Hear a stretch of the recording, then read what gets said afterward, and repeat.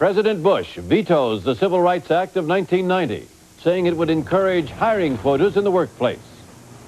Is it a bill that would impede the war against discrimination, as the White House claimed? Or is the president's action a step backward on the road to equal opportunity? We'll hear from both sides in the dispute and look ahead to what comes next. Tonight.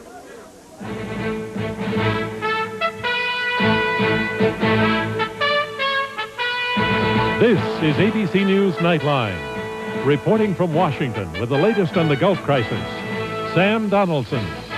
The Saudi Arabian Defense Minister, Prince Sultan, today suggested that while Iraq must withdraw from Kuwait unconditionally, Kuwait might consider giving Iraq part of its territory, 2 small islands in the northern Gulf. This is seen as a move by Saudi Arabia to pressure Kuwait into making concessions in order to end the crisis without war. Here at home, on the topic of our program tonight, a war of sorts broke out late today between President Bush and civil rights leaders, both in and out of Congress. Mr. Bush became only the 3rd president in history, after Andrew Johnson and Ronald Reagan, to veto a civil rights bill. And while he said he deeply regretted having to take the action, since the bill contains certain provisions he strongly supports, nevertheless, he did it. Setting off, as Nightline correspondent Jackie Judd reports, an emotional and political storm. To hear veterans of the civil rights movement tell it, this was a day uncomfortably reminiscent of the battles fought over 20 years ago. Those were the bad old days in America, where you didn't have to hire a woman if you thought your customers didn't want women around, or you didn't have to hire black, they didn't want a black around. I thought those days were gone forever, and I thought that all those people who marched and died and went to jail so we could get the civil rights laws passed, that they did it so that we would never have to hear that again, and now we're hearing it from the White House.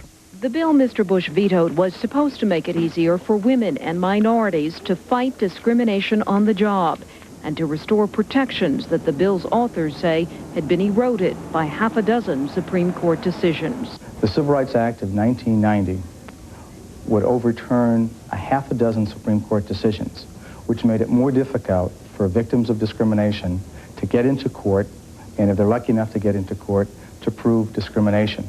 Those decisions had shifted the burden of proof to employees. The bill would have put it back on businesses, who would have to show that a specific hiring or promotion practice, such as a written test, did not result in discrimination. Another provision would have broadened a victim's rights to collect damages. Opponents claim the new law would invite so many lawsuits and expensive settlements that businesses would be forced into adopting quotas, the most divisive issue in this decades-old debate. What this bill does is that it makes it easier for an employer to be sued based merely on a bottom-line statistical disparity in their workforce. And if you can if you can be sued by the numbers or hauled into court by the numbers, you will hire by the numbers.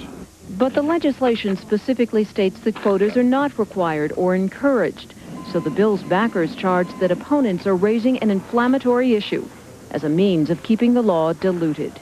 If you examine the civil rights movement organizations, you'll find that none of its leadership, including everyone in the Leadership Conference on Civil Rights, have talked about quotas in years.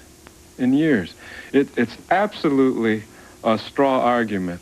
Mr. Bush is proposing alternative legislation, characterized in his veto message as a way to achieve real advances in equal opportunity. The president's bill puts a cap on some financial claims and gives companies the right to defend controversial practices as serving, quote, a significant business objective.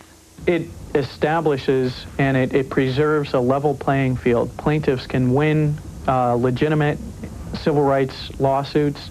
Employers can defend legitimate business practices that are non-discriminatory, and that's precisely the level playing field that the framers of the Civil Rights Act of 1964 sought to establish. This provision would allow businesses to exclude blacks, Hispanics, women, persons with disabilities, and religious minorities from certain jobs, even if they were well qualified, because customers just don't happen to like working with these people or dealing with these people. It would allow customer preferences. We haven't heard that phrase in 20 or 25 years. When George Bush came into office, he had fence mending to do with black leaders who were suspicious of him, principally because of the notorious Willie Horton ads. Despite a life sentence, Horton received 10 weekend passes from prison. Horton fled, kidnapped a young couple, stabbing the man and repeatedly raping his girlfriend. The Civil Rights Bill became a litmus test for the president. Mary Berry, involved in negotiations to reach a legislative compromise, says Mr. Bush has failed. We've looked at the people who are around him, and we've thought that, well, Mr. Bush will be different. And he's had civil rights leaders into the White House, one after another. He's met, he's been reaching out, he's known people over the years. And so we thought, well, he will abandon these racial politics, and that Willie Horton was just an aberration. But to find out that it's really true is just really heart-rending, and in that sense, it is a defining moment of his presidency. When Congress passed the legislation this past summer, it did so by wide margins in both the House and Senate, but not wide enough to guarantee a veto override. Senator Kennedy says Republicans hold the trump card. Perhaps out of loyalty to the president, they are willing to put the principle aside and vote against civil rights. But sometimes loyalty asks too much, and this is one of those times. For some Republican incumbents, the president's veto involving such a politically sensitive issue could not have come at a worse time. Elections are just 2 weeks away. Killing a bill with support among important voting blocs such as blacks and women could hurt the GOP at the polls. This is Jackie Judd for Nightline in Washington. When we come back, we'll hear two opposing views on the dispute over civil rights legislation. Joining us will be the Executive Director of the NAACP, Benjamin Hooks, and the Assistant Attorney General for Civil Rights, John Dunne. This is ABC News Nightline, brought to you by Ford Motor Company. Ford profiles in quality, vision.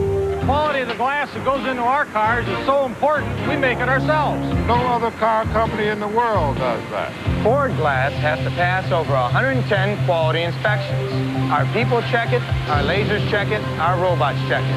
Our glass is so good, it not only goes into our cars, many other automakers put it in their cars. Our goal is to build the highest quality cars and trucks in the world. At Ford Motor Company, quality is job one. I should be dead. Last year, as I was driving home, I approached a hill.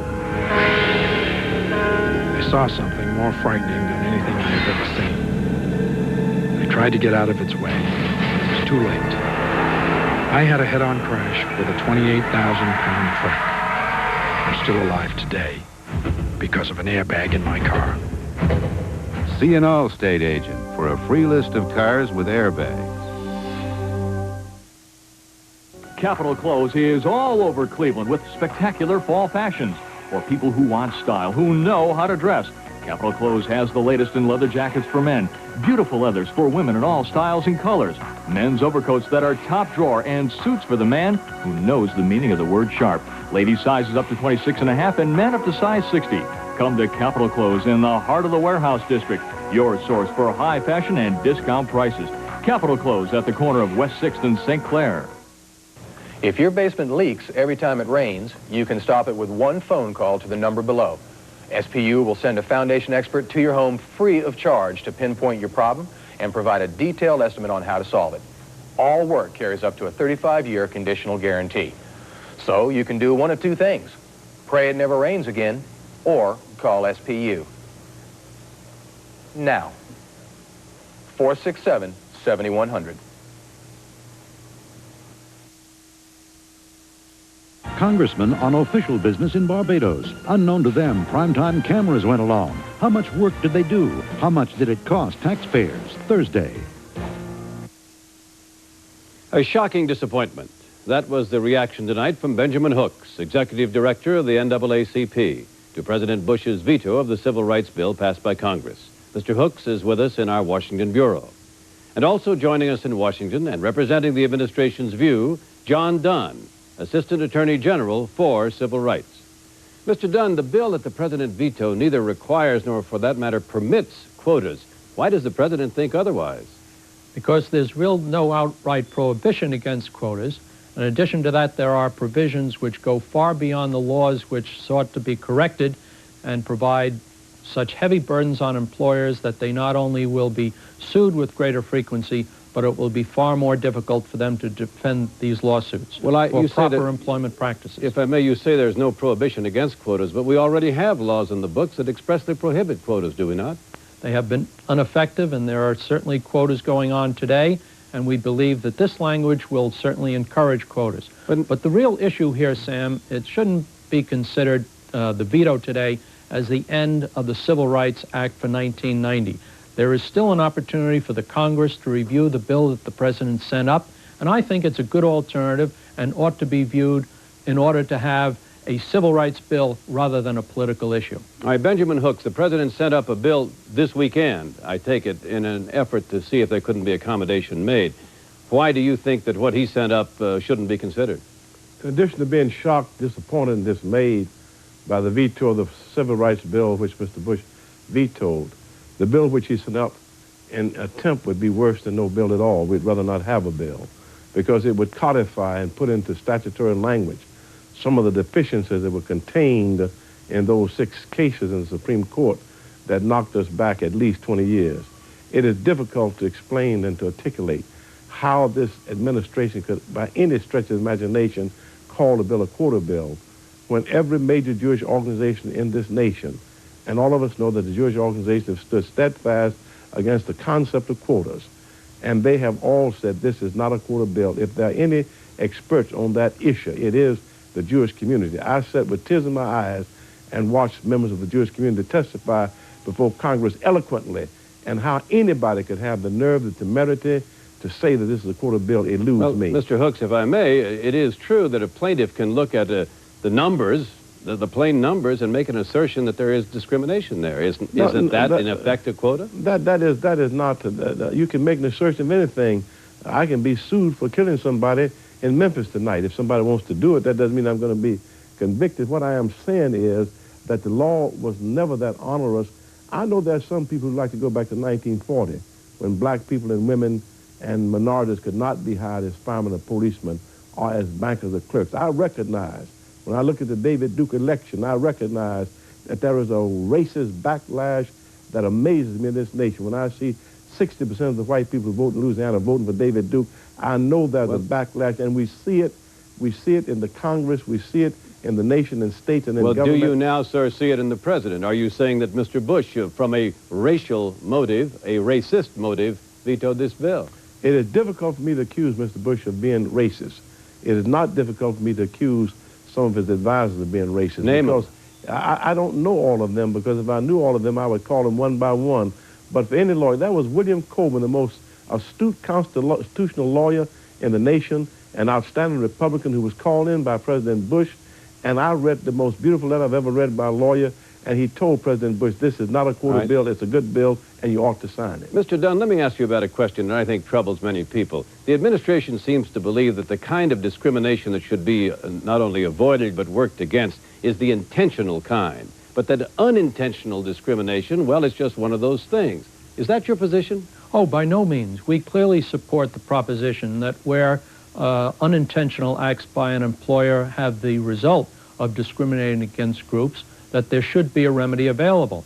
And interestingly, Sam, in the bill that the President sent up addresses those concerns. But you don't want, if I may, you don't want that remedy to be stiff, punitive, and compensatory damages. Oh, we provide for generous compensatory damages never before available, and we provide up to $150,000 per person for compensatory damages. No punitive damages. We believe that that's been destructive in our court system, but we provide for very liberal compensatory damages. Well, what is the defense against people like Mr. Hooks, who very genuinely believe that there is racism at work here? The answer to that quite simply is no.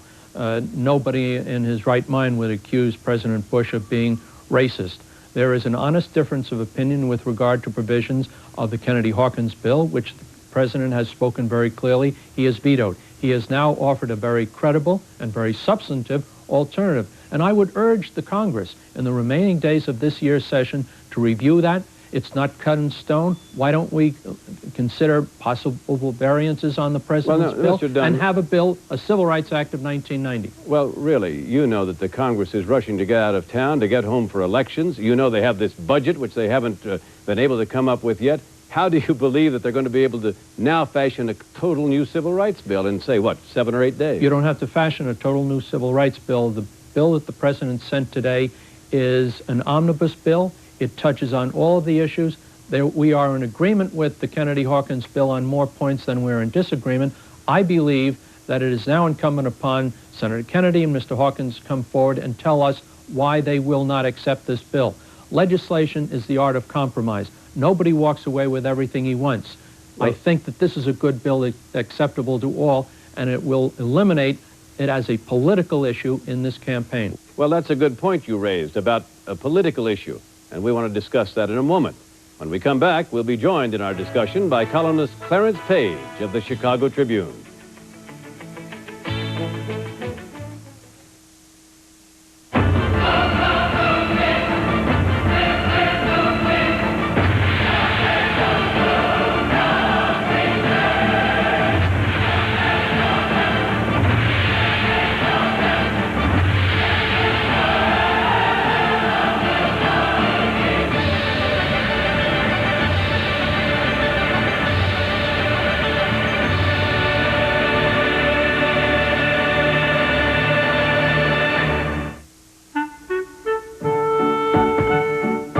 The Maytag refrigerator has doors built to last longer,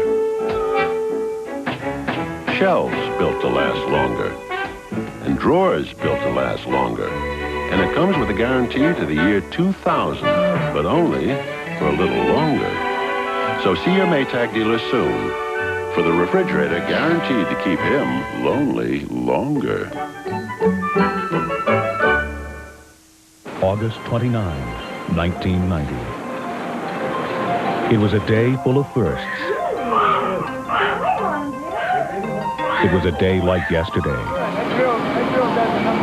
It was a day like no other. 12 videographers capture a portrait of Cleveland, 24 hours, frozen in time. First day, a Cleveland portrait. Saturday evening at 8 on TV5. Robert Bateman, North America's foremost artist and naturalist, will be at the all-new Gallery 1 in Mentor on Friday and Saturday, November 9th and 10th. Revered by critics and collectors, Robert Bateman will be your personal guide through the world's largest collection of Bateman prints and paintings. Add to your art collection and take home a signed copy of his new book, An Artist in Nature. That's Friday and Saturday, November 9th and 10th. Meet North America's #1 artist at America's #1 art gallery. Gallery 1, Route 615, Mentor. I'm Ted Henry. It's remarkable how quickly the world's events can overtake us. It's like the falling of the Berlin Wall. In one moment, our whole world had changed. News that changes your life can happen anytime, day or night. And your need to know can't wait. At TV5, we're working hard to satisfy that need every hour on the hour, 24 hours a day. When news happens, you'll see it first, at the top of every hour, on TV5's Eyewitness News. Cleveland's live, 24-hour news source. The American agenda for more than a year, finding solutions to some of our problems. Reporting that does make a difference. Watch ABC's World News Tonight with Peter Jennings.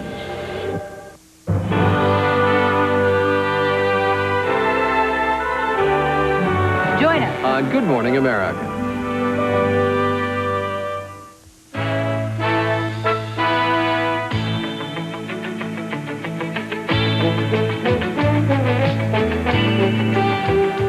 Clarence Page is a Pulitzer Prize-winning columnist for the Chicago Tribune and a member of the Tribune's editorial board. He's with us tonight in our Chicago studios. Mr. Page, George Bush has gone out of his way to try to reverse what Ronald Reagan did. That is, George Bush has actually tried to reach out to the black community. Now, in vetoing this bill, has he cost himself that support? And if he has, why did he do it? Well, I think, first of all, Sam, it looks inconsistent for George Bush to appear to be trying to protect employers from doing what he has done voluntarily himself, and that is go out and look for the best qualified minorities you can find to help you fill your top-ranking positions, which is what he's done. He's put more minorities and women in high-ranking jobs than any previous president. He's put a lot of goodwill out there to help mend fences with African Americans across the country, and I think in one fell swoop right now, he's jeopardizing that. Why is he doing it? It's hard to say. It sounds like the kind of flip-flop that we saw during the budget negotiations in that at first he appeared to be enthusiastic about this bill, then he got skeptical, then he stonewalled. Then in the last few days, it appears that he may not have been well served by his own staff, because he's turned around now and seems to be much more enthusiastic again after talking to William Coleman, Secretary Sullivan, other leading black Republicans, as well as civil rights leaders. So one does have to be skeptical as to whether he's putting politics ahead of principle here. Benjamin Hooks, what's your theory? What's the political fallout here? After all, you were one of the first black leaders to be in the Bush White House. He reached out to you immediately. Yes, he did, and let me make it very clear. I did not, and I do not accuse Mr. Bush of being a racist. I have said, and I do say, that around him there must be either some people who put in politics above principle, or they're ignorant of what civil rights laws are all about, or they harbor racist sentiments. It's difficult to know what's happening, but I thought that we accommodated Mr. Bush 30-some times on this bill. Even Senator Orrin Hatch, who's no great proponent of civil rights, has said he would have voted for the bill if Mr. Bush would have signed it. I'm at a loss to understand why a man who had created such goodwill, who had done so many magnificent things in the realm of racial relations, within one fell swoop, tried to destroy all of that for reasons that I cannot understand. And let me just say very quickly that the new bill Mr. Bush sends up contains some language that had already been rejected by the Senate and the House, the Castlebaum bill and the Michael bill. Some of that language has been reincorporated. There was no reason. It's not a quota bill. It was a good bill. Right. It should have been signed by the president. Okay, Assistant Attorney General John Dunne, let me try a theory, cynical though it is, that's going around Washington tonight, and that is that the president, who had to go back on his no new taxes pledge, which a lot of Americans in the middle class and his supporters don't like, vetoed this bill in a sense to try to keep Joe Sixpack on his side by saying, look here, I'm really on your side. I don't like those people any more than you do. President Bush doesn't operate that way. He doesn't speak to segments of society which tend to tear us apart. He has spoken to the entire nation. Way back in May, he said he was opposed to the Kennedy-Hawkins bill with its provisions that provided for quotas. There's been no flip-flop. He has consistently taken the position he would not sign a bill such as came to him in this form. What he has done is to have spoken to all the American people and said, I want to do what's fair. I will not support a quota bill. I want a bill that will open up the courthouse doors to everybody, and please look at my alternative. This is a negotiating session. Congressmen are used to that. They know they cannot have the Kennedy-Hawkins bill. Here is a viable alternative. Well, may I just want to bring up this point that I think Benjamin Hooks raised about Orrin Hatch, conservative senator from Utah, Republican, who really signed on to a compromise, and John Danforth, good Republican from Missouri, who is for this bill. Does the president pay no mind to those kinds of voices? Oh, by no means. In fact, I would say the president has probably paid more attention to this one subject than to any other non-economic domestic issue. But not to those arguments. He clearly signed on to your argument, the argument of your boss, the Attorney General, and C. Boyden Gray, the White House counsel. And I think that he's been given proper legal advice, and he has welcomed everyone. Witness Dr. Hooks referring to the many meetings that he has had. If I may, sir, legal advice and political advice to hold the country together may not be the same thing. You may not have served the president well. The Attorney General's responsibility is to give him legal advice. That's what we did. We rely on the folks in the White House to give the president political advice, I think both of which he's received are sound. All right, Clarence Page, take another crack at it. The folks in the White House who gave him the political advice, if indeed he did get good political advice, what do you think they had in mind? Well, it's hard to say. When you look at the last offer that came from the White House to Capitol Hill, had a provision that would have excused employers who discriminated based on customer preferences. And then when, that of course is the kind of language Lester Maddox used to keep people out of his rib house. And then when the civil rights community expressed great shock and disdain over that, Mr. Bush's people acted like they were amazed that that was offensive. There's astonishing insensitivity shown here. Remember, this has been going on for more than a week or so. They've been negotiating all year, and it's rather amazing that they haven't gotten any farther ahead than this. I think it does raise suspicions about how well Mr. Bush is being served. Okay, we sort of circled around the large question of political fallout. Now, in a moment, let's narrow it down to the elections that are about 2 weeks away. And we will do that when we conclude our discussion in just a moment.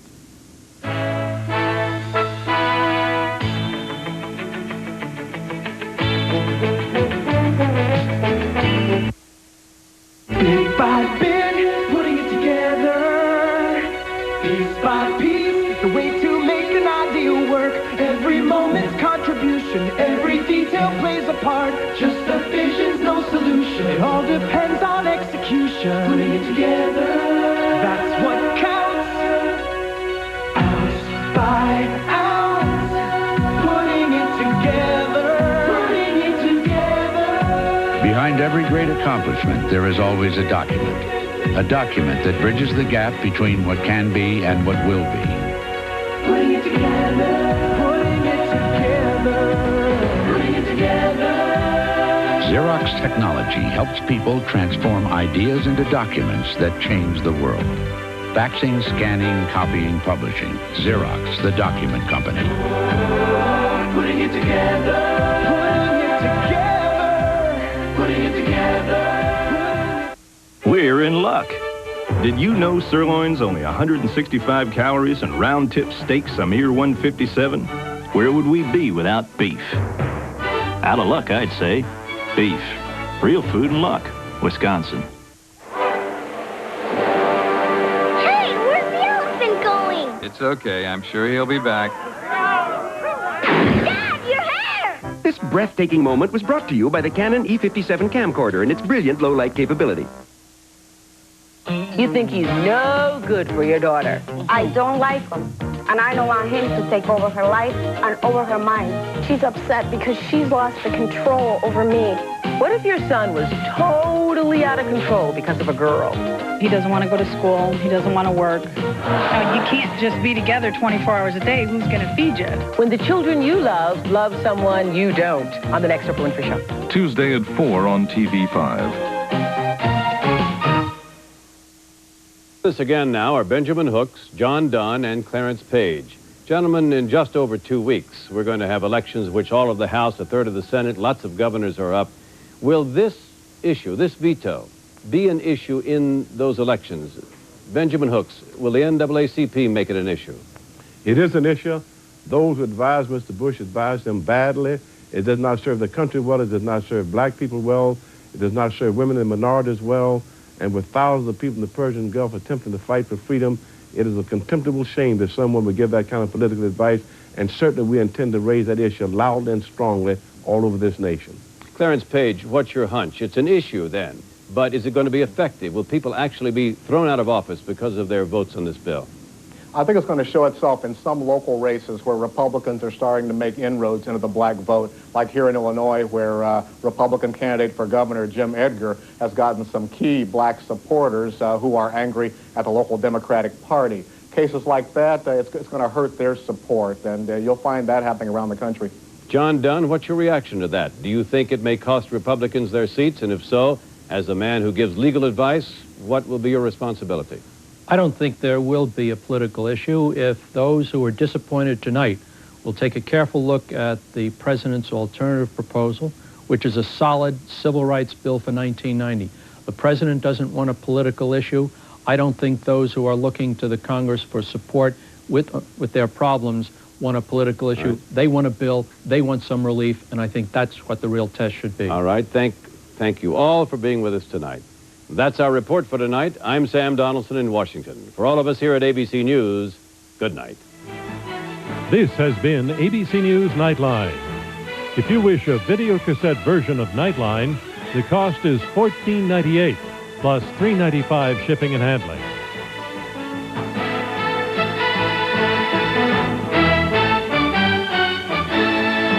A presentation of ABC News. More Americans get their news from ABC News than from any other source. America's watching ABC.